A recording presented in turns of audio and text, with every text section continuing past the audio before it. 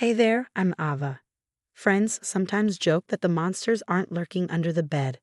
They're sitting at the dinner table. I'm 28, back in my childhood home, trying to make it as an artist. Sounds cozy, right? Well, it was until my world got turned upside down. It all started after Dad passed. We were close, him and me, thick as thieves. He always believed in my art, even when others called me crazy for pursuing it. His death hit like a freight train. I was in my studio, staring at a blank canvas, when my sister Melissa walked in with her husband, Derek. "We're worried about you," Melissa said, her eyes flitting around the cluttered room. Derek chimed in, "Yeah, this place is a dump. How about we help you clean up?" I bristled. "Thanks, but I've got it under control." But they didn't leave. In fact, they started hanging around more. At first just company, but then things started shifting. Derek began making decisions, little by little. "We should repaint the living room," he'd say, or "that old couch has got to go." I tried to ignore it, but it felt like he was slowly erasing Dad's memory. Melissa changed too, following his lead instead of backing me up like she used to.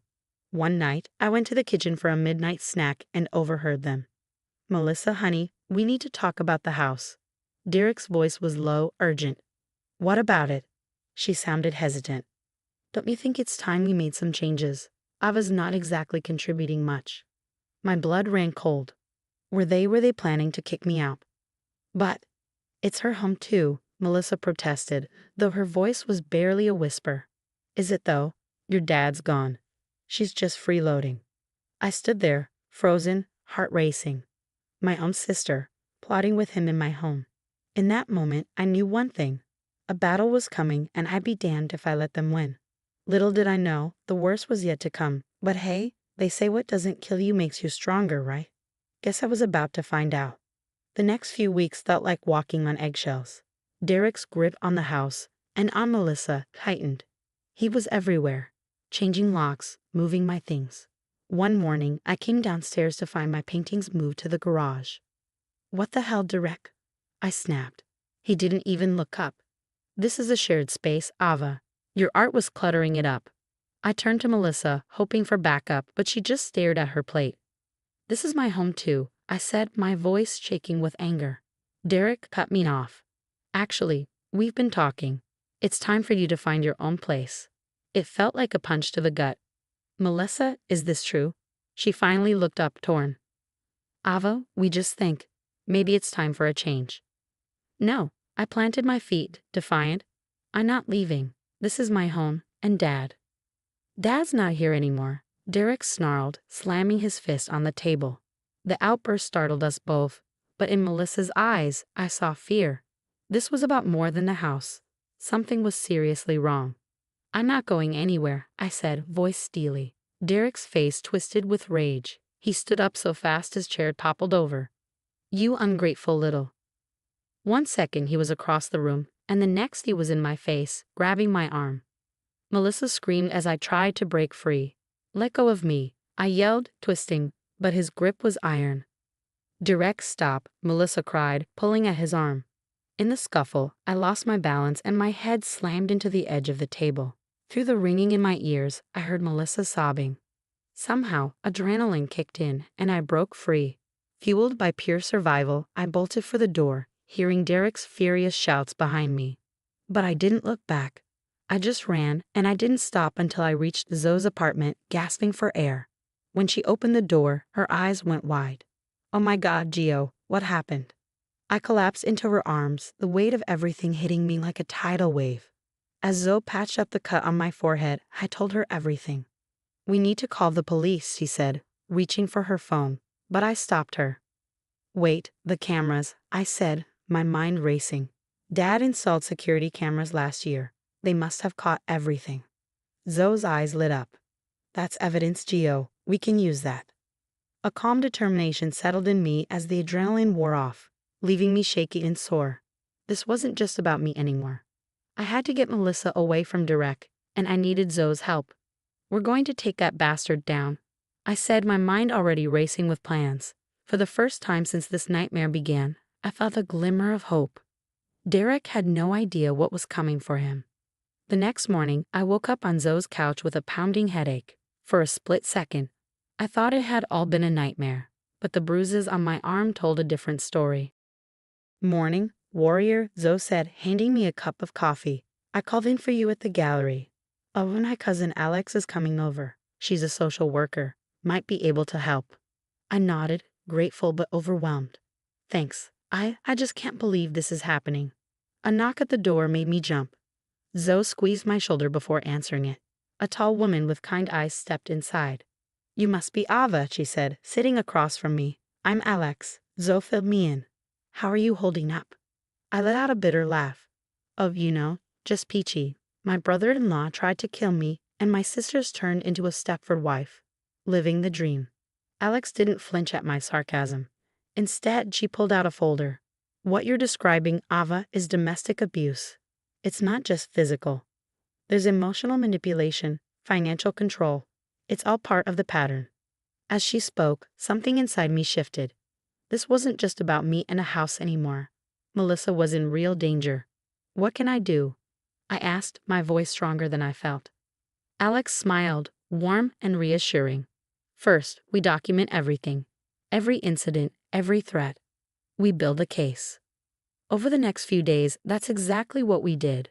I wrote down every instance of Derek's controlling behavior, every red flag I'd missed. Zoe helped me set up a secure cloud account to store photos of my injuries. But we needed more. That's when I remembered Mrs. Patel, our nosy neighbor who always seemed to be peering out her window. She must have seen something. I told Zoe, let's go talk to her. Mrs. Patel opened her door cautiously, but her eyes widened when she saw me. Giovanna, oh my, what happened to your face? I took a deep breath. Mrs. Patel, I need your help. Have you noticed anything strange at our house lately? Her face darkened. Oh dear, that new husband of your sister's, he's bad news. Always yelling, slamming doors. Last week, I saw him grab Melissa's arm so hard she cried out. My heart sank, but at the same time, I felt a spark of hope. This was the evidence we needed. Back at Zoe's, Alex helped us write up Mrs. Patel's statement. This is good, Ava. Really good. But, what? I asked, sensing her hesitation. We need to report this, file a police report, get a restraining order. It's the only way to truly protect you and Melissa. Fear gripped me. What if they don't believe me? What if it makes things worse for Melissa? Zoe grabbed my hand, looking me in the eyes. Gio, remember what your dad always said. Courage isn't the absence of fear, it's acting in spite of it. I closed my eyes, picturing Dad's face. What would he do if he knew what was happening to his daughters? Okay, I said, opening my eyes with newfound determination. Let's do it. Let's take this bastard down. Alex nodded, a fierce look in her eyes. I'll make some calls. We'll go to the station first thing tomorrow. That night, I lay awake in bed, restless. I kept thinking about Melissa, trapped in that house with Derek. But for the first time in weeks, I felt a glimmer of hope. We had a plan. We had evidence. And most importantly, we had each other. Tomorrow, the real fight would begin. I wasn't just bruised and scared anymore. I was ready.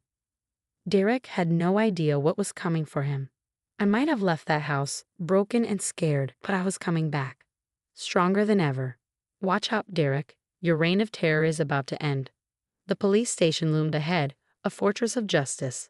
With Zoe and Alex flanking me, I took a deep breath and pushed through the doors. The weight of the evidence in my hands felt like a ticking bomb. We're here to report a domestic violence incident, Alex said firmly to the officer at the desk.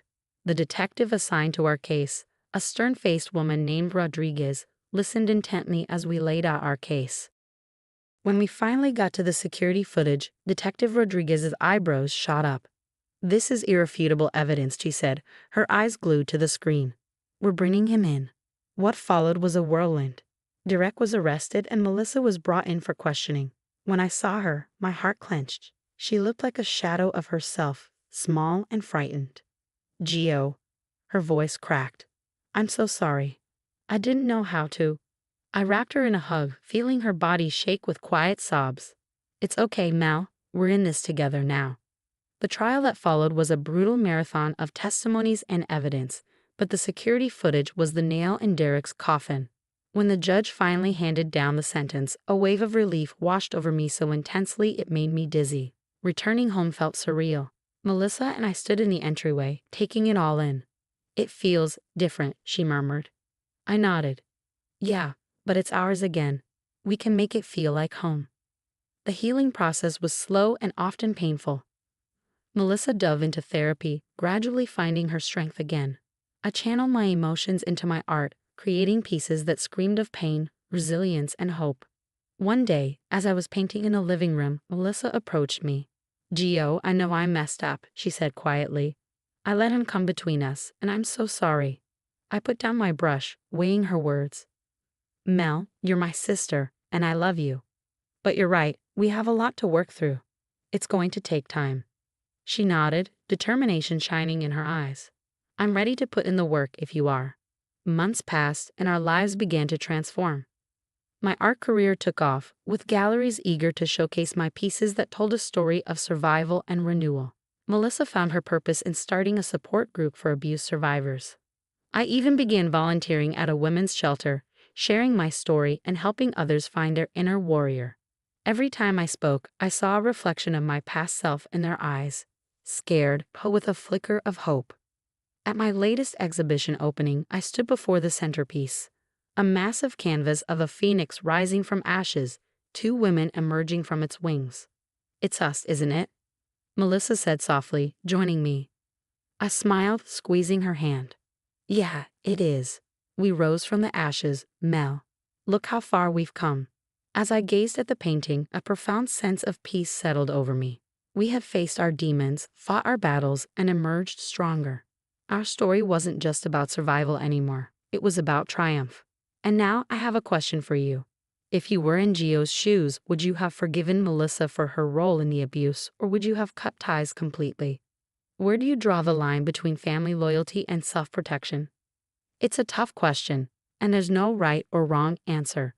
Drop your thoughts in the comments below. I'm curious to hear what you think.